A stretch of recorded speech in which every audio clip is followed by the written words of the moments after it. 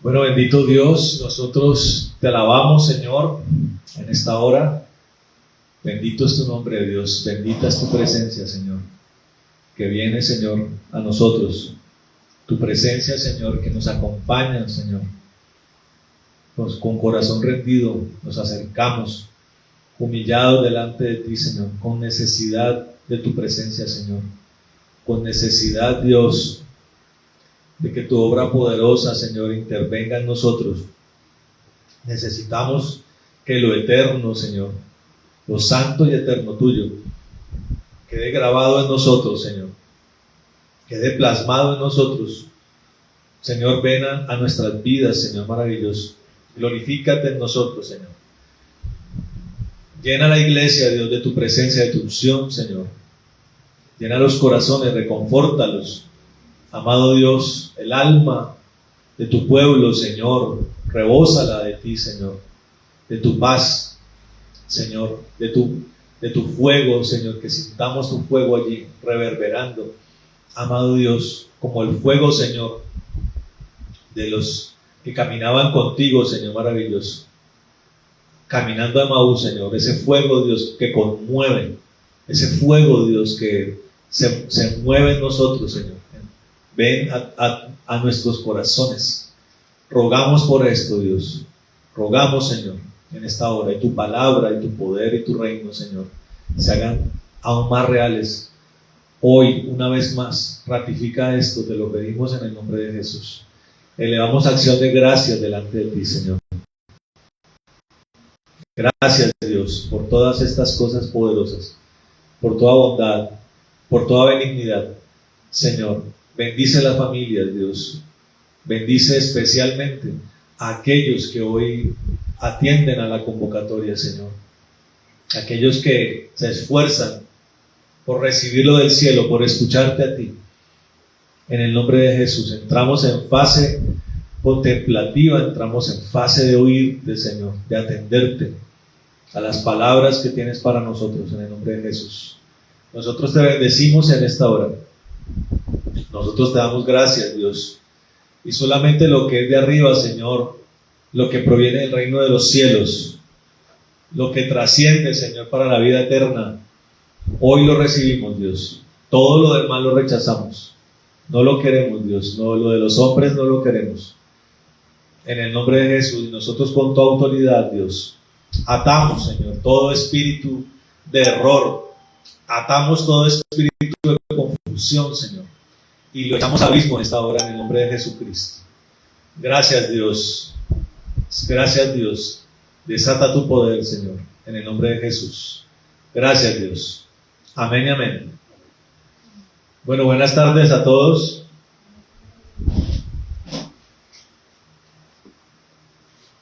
Dios les bendiga.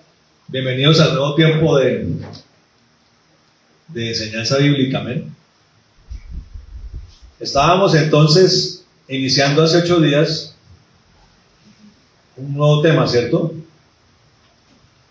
Que lo hemos llamado el ministerio de la reconciliación. Amén. El ministerio de la reconciliación. Y veíamos que es el gran ministerio de la iglesia.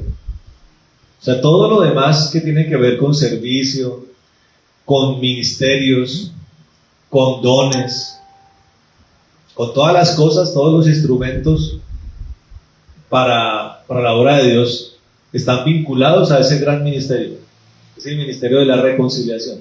Y veíamos lo que significaba la reconciliación, ¿cierto? Que era como una relación que estaba rota era reparada. Amén. Y hacíamos una diferencia respecto a lo que se conoce como la conciliación. Y la gran diferencia era que en la conciliación hay un tercero que media en una disputa entre otros dos para lograr el mejor de los acuerdos, o el menos laceroso, o el menos grave de los acuerdos. Eso hace un conciliador. Pero la gran diferencia con un reconciliador es que, con la reconciliación, es que no hay un tercero que medie. No hay un tercero. Es algo que se arregla entre las dos partes. Amén. Las dos partes que tienen una relación lacerada. Y entonces miramos cómo el ministerio de la reconciliación surge, porque la relación entre el hombre y Dios se rompió. ¿Desde cuándo se rompió? Desde Edén. En Edén se rompe la relación del hombre con Dios. La desobediencia de Adán, la desobediencia de Eva, por influencia, por manipulación del enemigo, disfrazado de serpiente. Y a partir de ahí, Dios pone en ejecución un plan de reconciliación, donde el que pone la primera parte, el que da el primer paso, que el más importante de todos, ¿quién es? Es Dios. Es Dios. De eso se trata la Biblia, de los pormenores, del detalle, del ministerio de la reconciliación, de Dios poniendo en ejecución un plan para reconciliar a los hombres con él. Amén. Entonces, digamos nosotros varios pasajes bíblicos. El primero de ellos es el que habla del ministerio de la reconciliación, que está en 2 Corintios, capítulo 5. Miremoslo de nuevo, rápidamente, para avanzar.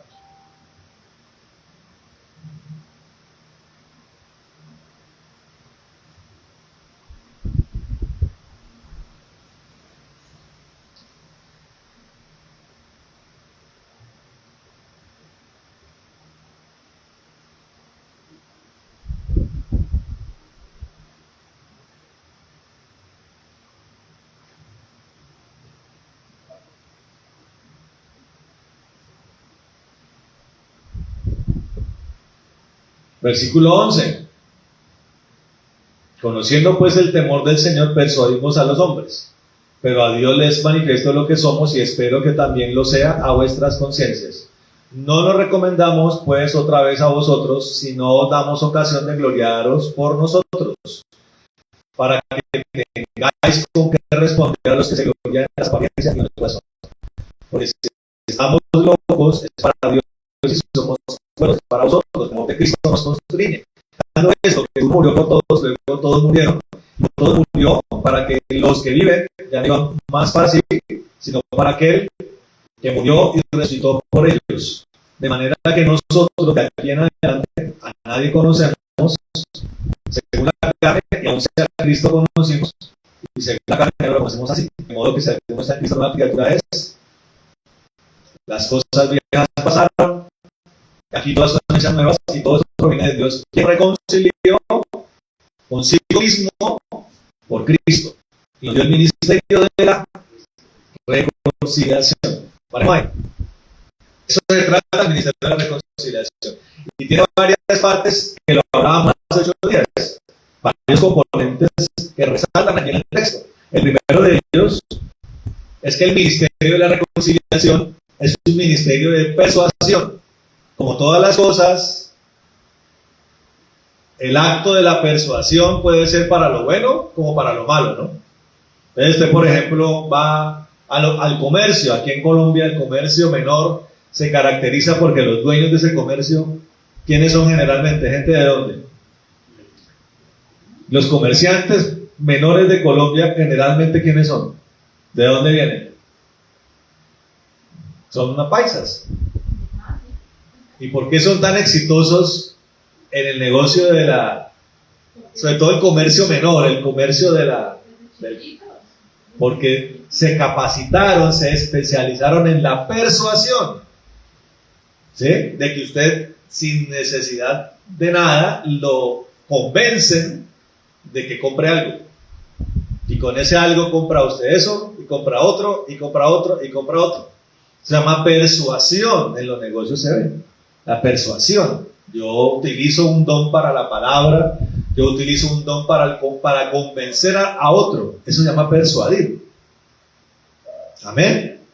Que cuando nos referimos a lo malo, puede colindar con algo que se llama la manipulación, que es algo que ya ocurre en la esfera espiritual, especialmente bajo la potestad de una estructura espiritual llamada Jezabel.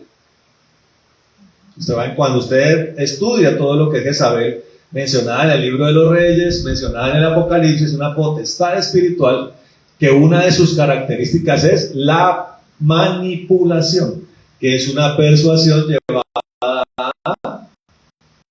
hacia lo malo. Cuando el apóstol Pablo habla de persuasión, está hablando de una característica del ministerio de la reconciliación. O sea, es un ruego que no solamente se hace en la oración. El ministerio de la reconciliación es un ministerio intercesor, es un ministerio que opera en el evangelismo. En ambas circunstancias, en el ruego y en el evangelismo, tiene que ver el contenido de la persuasión. Y esto nos invita a reflexionar, ¿no? Porque muchas veces nosotros predicamos la palabra y decimos de pronto desde nuestra concepción: ya prediqué una vez, no creyó, el que creyó, creyó, el que no creyó, no creyó. Uno se pregunta cuánta persuasión hay ahí. No existe la persuasión. Y uno se pregunta desde uno mismo, ¿cuánto lo persuadió a uno Dios? Si yo hago memoria, tal vez el Señor me buscó desde que estaba yo pequeño. Sí, uno entiende que hay tropiezos, dificultades. Estábamos en un ámbito eminentemente católico, pero cuando uno reflexiona a Dios desde que estaba uno pequeño,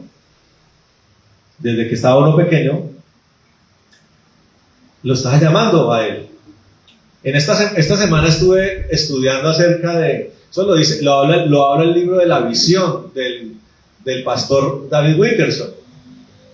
Él habla lo que hemos hablado todo este tiempo, estos 2-3 años, acerca de los remanentes. Y él en la visión hablaba de un avivamiento que iba a concebirse en el seno de la Iglesia Católica.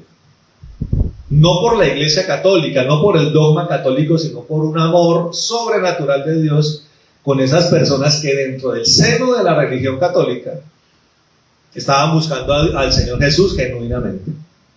Cuando usted estudia la historia, eso se hizo realidad en los años 70, cuando surgió en el seno de la Iglesia Católica el movimiento carismático católico. Y muchas de esas personas se desprendieron de la idolatría, del dogma católico, fueron despreciados por la misma Iglesia Católica y fundaron con posterioridad iglesias cristianas. Usted puede indagar en el mundo de las iglesias cuántos pastores hace muchos años salieron extraídos de ese movimiento carismático que surgió en el seno de la Iglesia Católica.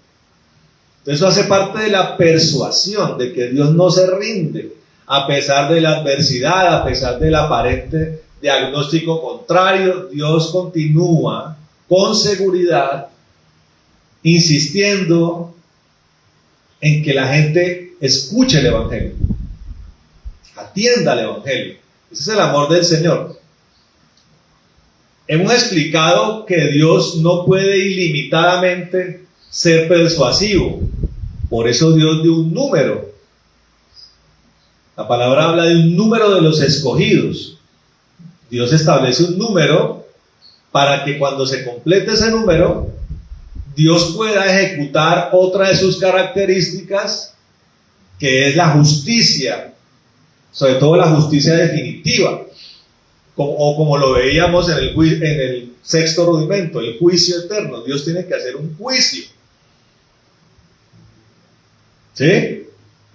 Hay un principio en derecho que se llama el principio de oportunidad, de que usted tiene un tiempo establecido para aportar argumentos, pruebas para su defensa, para su desenvolvimiento en cualquier tipo de juicio. Se llama principio de oportunidad. Ese número de los escogidos es el principio de oportunidad que Dios le está dando a todo el mundo para que antes de que se complete ese número de escogidos, por medio de la persuasión del ministerio de la reconciliación, la gente alcance la salvación. ¿Estamos comprendiendo acá? Y es la persuasión. De todos los días Dios está dando una oportunidad. No solamente para el que no conoce el Evangelio, sino para el trastabillante y aún para los que se apartaron del camino. Porque entonces, si eso no fuera así, no tendría sentido la parábola del hijo pródigo. La parábola del hijo pródigo es de un hijo que se apartó de la casa del padre. Y que el padre lo espera en su casa para el día que vuelva. El pródigo de la parábola volvió. O sea, se le dio la oportunidad. ¿Y el padre en qué estaba reposando el padre? ¿Cuál era su seguridad? Todo lo que implantó en ese hijo. Toda la persuasión que implantó en ese hijo. Esa persuasión fue la que reverberó en su conciencia cuando estaba comiendo con los marranos. O cuando los marranos ya no le dejaban ni comer. Eso que en la persuasión fue lo que removió su conciencia y su corazón. Y le dijo al pródigo: pero yo tengo un padre que me está esperando en la casa, que como mínimo me va a aceptar como uno de sus siervos, como mínimo. Asimismo, Dios al perdido le da la oportunidad mientras respira en esta tierra, tiene la oportunidad. Y uno lo ha visto, que la persuasión logra cuajar en el último momento. Eso es muy bello, hermano. Ese es el amor del Señor. O sea que a Dios no le importa todo lo que hagamos o lo que hayamos hecho. No le importa siempre y cuando nosotros reconozcamos antes de morir que Cristo es el Señor. Amén. Ese es el ministerio, qué hermoso es eso. Entonces, está hablando de persuadimos a los hombres, dice, y dice el apóstol que se persuade por el temor a Dios. Y veíamos cómo, y entendíamos cómo entonces esa persuasión, ese ejercicio en la persuasión es algo que Dios me va a demandar. ¿Cuándo? El día de mi juicio. Yo le escribí a algunos hermanos esta semana, les dije que yo veía desde hace años, porque Dios es paciente. La palabra de Dios dice que Él es paciente. Él no se afana en corregirnos, Él no se afana en exhortarnos, pero llega un momento en que Dios nos exhorta. Y estamos viendo en este tiempo la necesidad de entender que no es bueno la esterilidad espiritual, especialmente en un aspecto, que es el aspecto de los hijos espirituales, que es el aspecto de los discípulos, que entre otras cosas es con lo que tiene que ver principalmente. Cuando hablamos de reconciliación, estamos hablando de personas, de almas que se reconcilian con Dios, que aceptan la propuesta de Dios de reconciliación. Amén. De reconciliación. Y que nosotros somos instrumentos de reconciliación. Por tanto, ¿qué se tiene que notar en el pueblo de Dios? Ser prolíficos espiritualmente. Tener hijos espirituales. No tener hijos espirituales no es bueno. Dios va a decir, bueno, así cuando habla la palabra de los talentos, de las minas, ¿sí? Va a preguntarnos qué hicieron con lo que les di.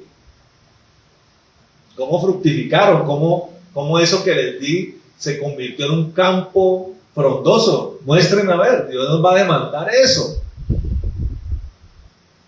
Como mínimo, hermano, que no quede lo que Dios nos dio enterrado. Como mínimo que se note que hubo un dividendo. Dios utiliza la analogía del banco. La idea de invertir en el banco, poner la plata en el banco, en los banqueros, ¿cuál es el fin?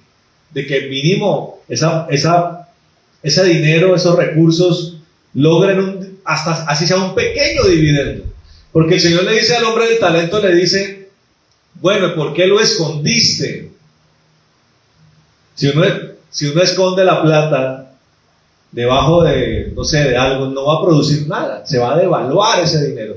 ¿Por qué si no lograste avanzar en el negocio que tenías que avanzar, que en el caso de nosotros, los negocios del Padre, por qué como mínimo no llevaste el dinero a los banqueros? Así sea un poquito de interés hubieras ganado. ¿Qué está queriendo decir el Señor allí? Como mínimo un discípulo, 2, 3.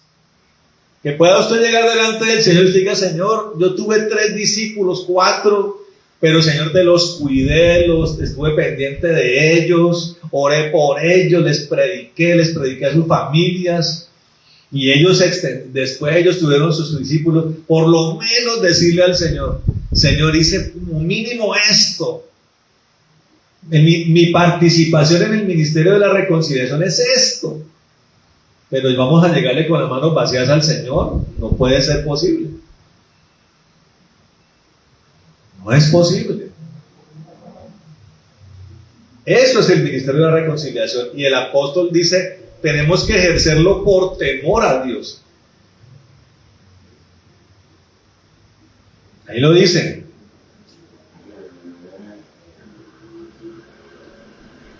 Amén. Y miren lo que dice acá más adelante.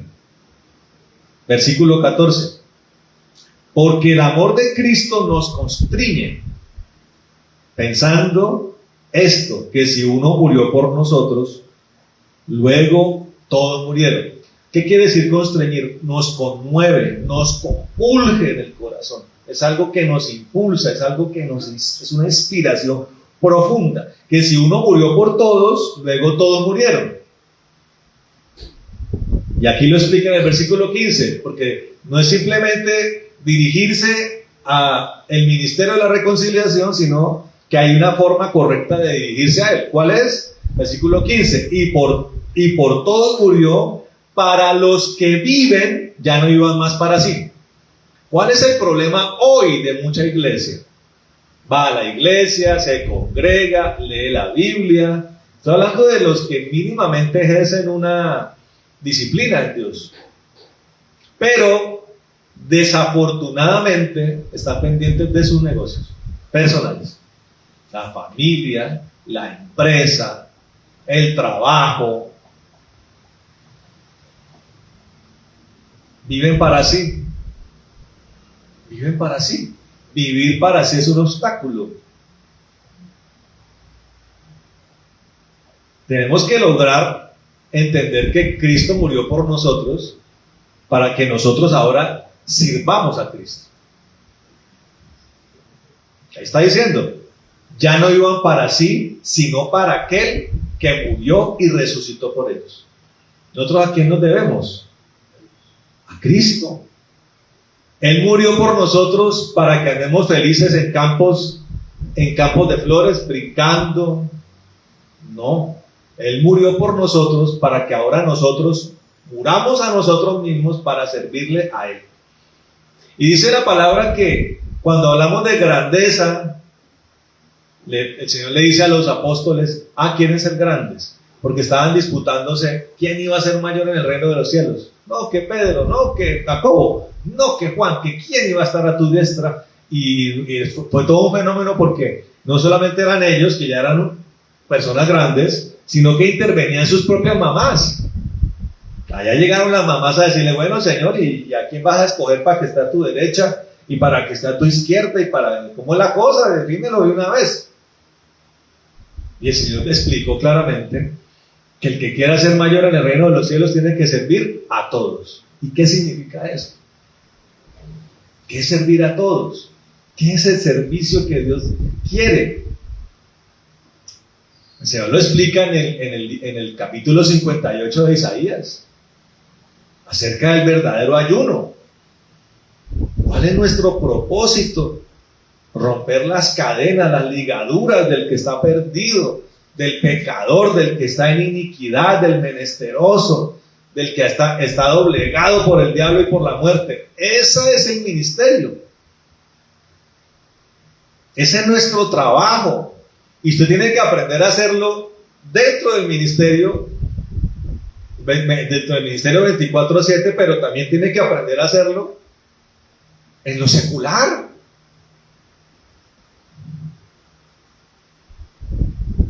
Y lo decimos nosotros que arrancamos en lo secular sirviendo a Dios y Dios después nos promociona a ser sus siervos 24/7. Pero demostramos a Dios con el pastor Antonio que en lo secular lo hicimos. O sea, el ejemplo que ustedes han tenido no es malo, es correcto. Se puede hacer. En su trabajo usted puede ser un foco, una luz de esperanza, de salvación. Usted puede hacerlo. En el estudio, en la empresa, en el colegio, desde pequeñitos ellos predicando el evangelio, hablando de Cristo, sirviendo al Señor, en el ministerio de la reconciliación, persuadiendo a los pecadores, no condenándolos, hermanos, sino persuadiéndolos. Venga, Cristo lo está esperando, venga, arrepiéntase, atienda al Señor. La recompensa del que se arrepiente es el reino de los cielos. Ah, qué loco, no importa. No importa, hermano.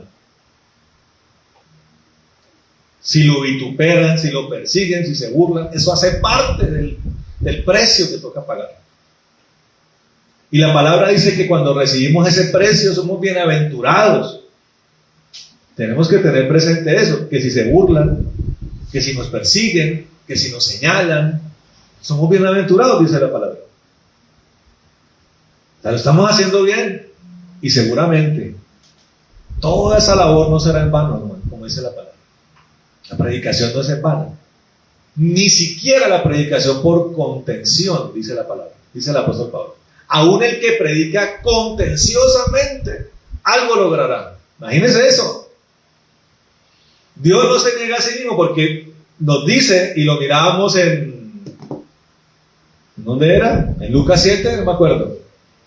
Creo que en una palabra en Lucas lo miramos, no me acuerdo si fue el domingo, acerca de volverse impertinente, inoportuno. Y mirábamos el pasaje de la persona que necesitaba pan y fue a la casa del amigo. Oiga, deme pan. Y el amigo, con tal de sacárselo de encima, dice: tome su pan a la medianoche. También lo dice Lucas 18. Habla acerca de la mujer y el juez injusto. Ya lo hemos visto. Logra una justicia de un hombre injusto por su impertinencia. Y el Señor dice: sean impertinentes conmigo. Cuando se trata del reino de los cielos, cuando se trata de las cosas eternas, sea impertinente. ¿Por qué Dios dice eso? Porque su prioridad es la salvación de los perdidos. Él ofreció el precio máximo.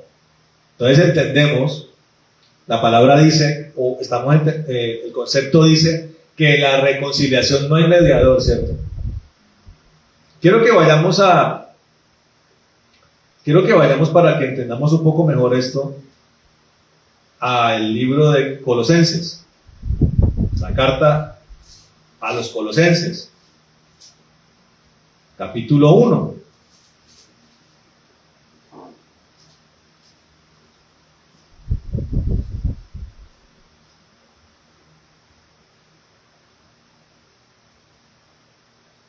Desde el versículo 15, mire, hay otro título hermoso, dice: reconciliación por medio de la muerte de Cristo.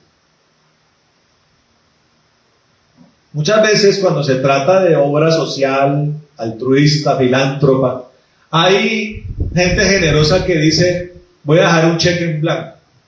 ¿Qué es un cheque en blanco? Le dan un cheque en blanco a Ramiro, le dice: Ramirito, yo sé lo que tú estás haciendo, lo que tienes que hacer, te doy un cheque en blanco. ¿Para qué es eso? Para que la persona lo llene por la cifra que sea. O sea, está diciéndole a la persona rica, cuente con toda mi capacidad para hacer lo que tiene que hacer. No escatime en lo que necesite. Métase eso en la cabeza. Cuando hablamos del ministerio de reconciliación, el Padre firmó un cheque en blanco. Miren lo que dice, reconciliación por medio de la muerte de Cristo, dice. Versículo 15, dice, Él es la imagen del Dios invisible, el primogénito de toda creación, porque en Él fueron creadas todas las cosas, y las que hay en los cielos, y las que hay en la tierra, visibles e invisibles, sean tronos, sean dominios, sean principados, sean potestades, todo fue creado por medio de Él y para Él. Y Él es antes de todas las cosas, y todas las cosas en Él subsisten. Y Él es la cabeza del cuerpo que es la iglesia. Él, el que es el principio, el primogénito de entre los muertos, para que en todo tenga la preeminencia, por cuanto agradó al Padre que en Él habitase toda la plenitud, y por medio de Él reconciliar consigo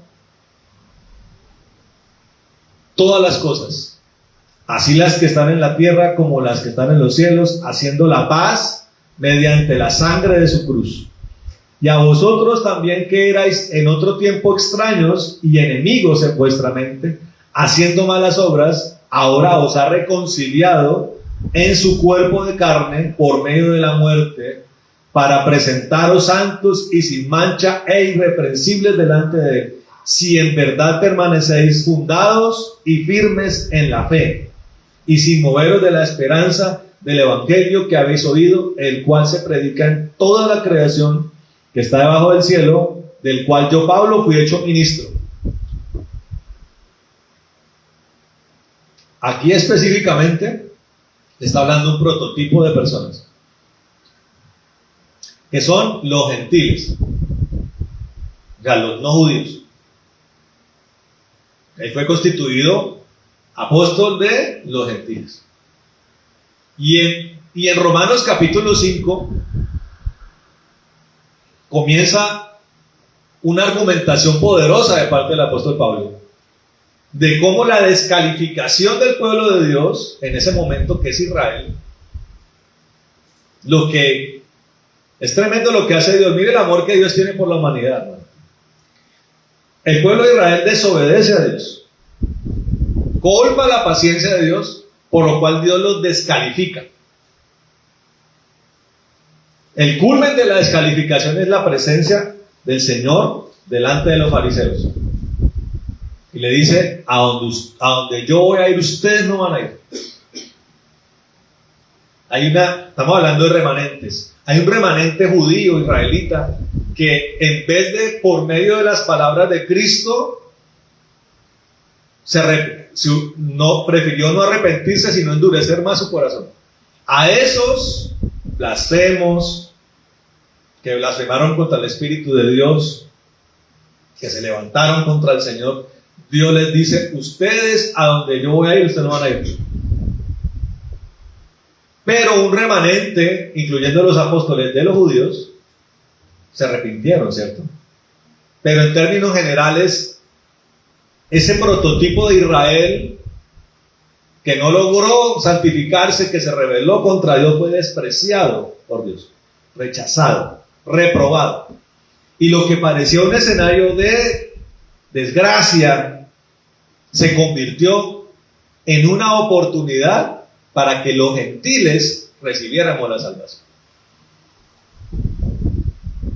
Amén. Usted no quiere, ese que está allá desgraciado, desdichado, sucio, pecador hasta los huesos, a ese le voy a dar la oportunidad para que se salve. Eso fue lo que hizo el Señor. Y cuando uno sigue leyendo de Romanos 5, 6, 7, descubrimos que nuestra restauración, mira el ministerio de la reconciliación completado, nuestra restauración se convierte en la esperanza de Israel. para volver a ser aceptado por Dios. Amén. No se le haga raro, hermano, cuando hablamos de ese pueblo que se queda para las trompetas de Dios, como lo mirábamos, ya en el primer tramo de la ira de Dios. No se le haga raro que muchos de esos que van a ser perseguidos y que van a poner su cabeza por Cristo van a ser judíos, israelitas, que han declarado que Jesús es el Señor. Mire el amor del Señor, hermano.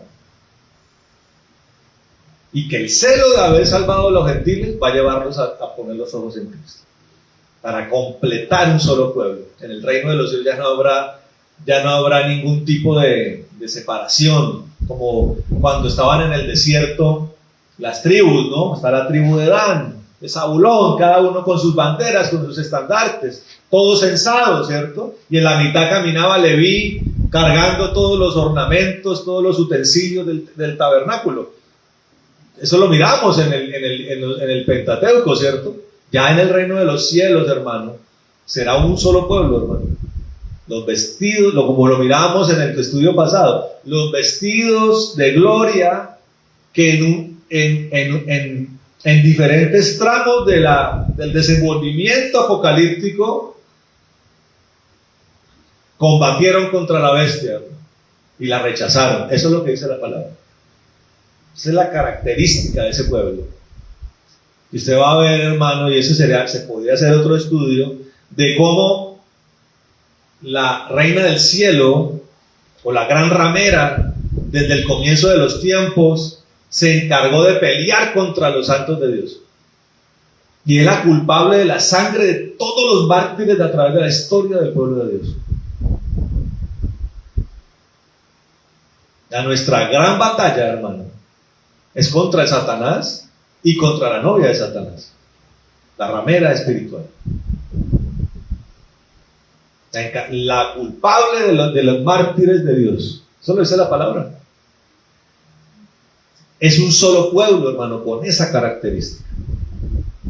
Es el pueblo reconciliado. Se cumple lo que la palabra dice de los cuatro vientos, de todas las naciones, judías, no judías, judíos y gentiles. Dios recopiló a través de su amor por la humanidad un solo pueblo en el reino de los cielos, que vendremos con él también a gobernar acá.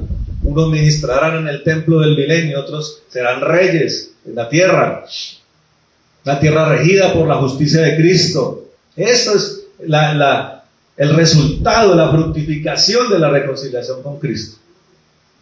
Ahí entendemos la importancia de esto.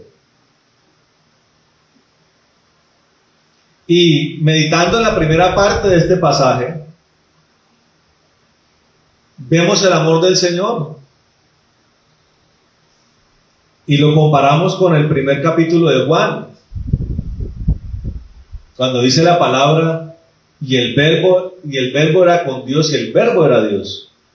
Y en el versículo 14 Juan dice que ese verbo se convirtió en carne. Pero mediten esto, hermano, porque la palabra también dice que es el primogénito de toda creación. Eso causa confusión, porque la palabra dice que el verbo, que es Cristo, es eterno, siempre ha estado allí con el Padre. Lo que pasa es lo que hay que entender es que dentro del plan de Dios todo tuvo unas fases. El Hijo, el Verbo, habitaba en el corazón del Padre. Ahí estaba. Todo parte del corazón del Padre. La concepción del Hijo, que es eterno, la exteriorización del Hijo, que es eterno, así también como la salvación producto del sacrificio de ese Hijo.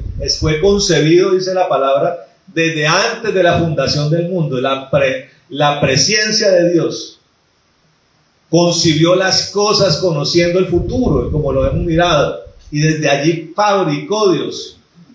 El Verbo tomó forma de Hijo. ¿Y cuál fue la reacción del Padre? Amar a ese Hijo. Era su tesoro, es su tesoro.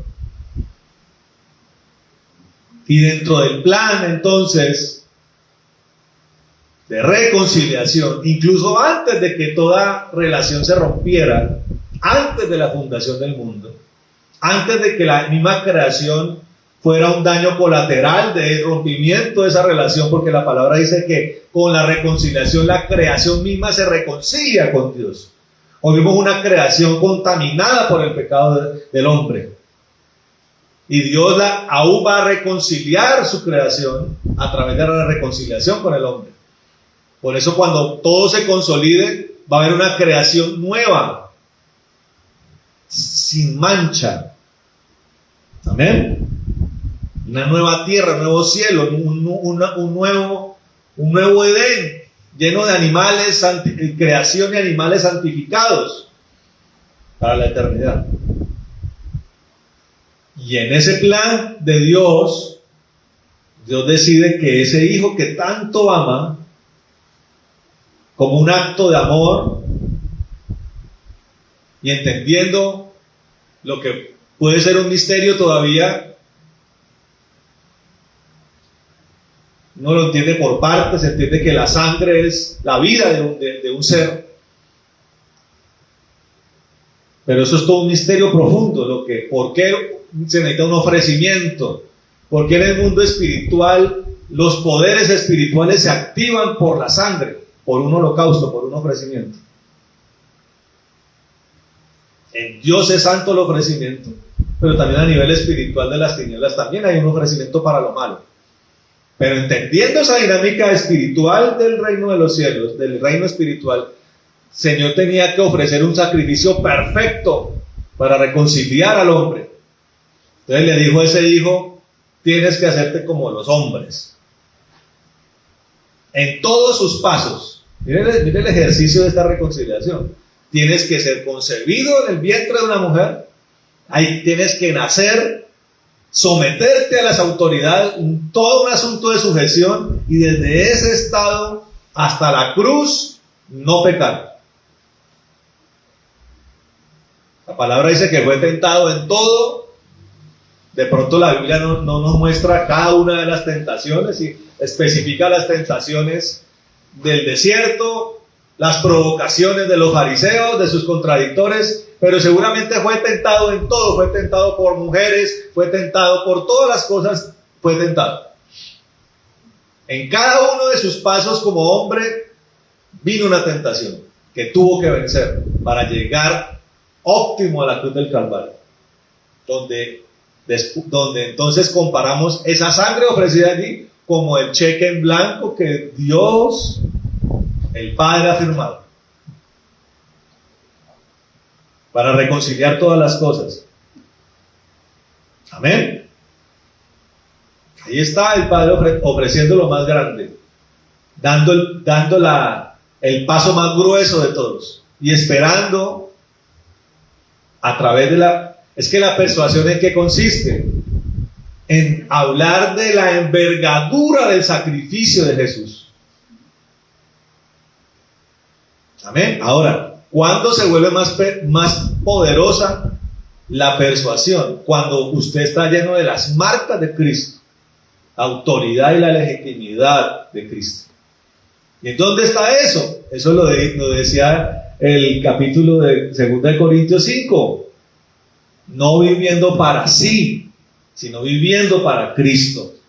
Cuando el apóstol Pablo dice, estoy lleno de las marcas de Cristo, está diciendo, he vivido mi vida después de encontrarme con Cristo a la manera de Cristo. He sido obediente en todo lo que el Señor me ha ordenado. Y he aceptado las cosas buenas y las adversidades y el precio de lo que significa ser apóstol de Cristo. Por eso cuando el apóstol Pablo hablaba era con poder, hermano. Las marcas lo respaldaban. Las marcas son las que producen en el Padre satisfacción para que nosotros seamos bendecidos como el cuerpo de Cristo. Mira las marcas, Padre. La autoridad de Cristo está en las marcas de la cruz. Amén. Y Él dice que no íbamos para sí. ¿Cuál es nuestro precio? Aquí también lo explica el apóstol Pablo. Después de que habla de la reconciliación, por medio de la cual se hace la paz por la sangre de Cristo. Y hace una exhortación especialmente a nosotros que estábamos consumidos en el pecado.